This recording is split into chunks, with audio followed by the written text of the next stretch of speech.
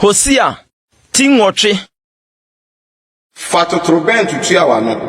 Ebebe Awurade fie so se okodie. Efiri se wafonfon mapam na wato memra. Me na obesu afre me se, me Nyankopon.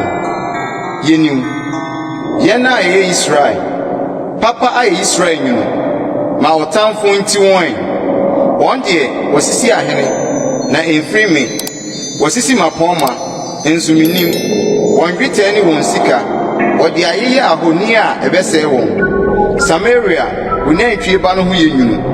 Mebufu aso etia won. Enkosi da ben na orintumi obra ehon tiebo.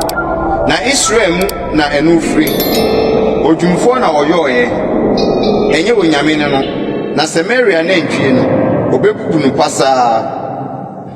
Na mframa na woguo. Na ahum nso na wobetwa. Awiwa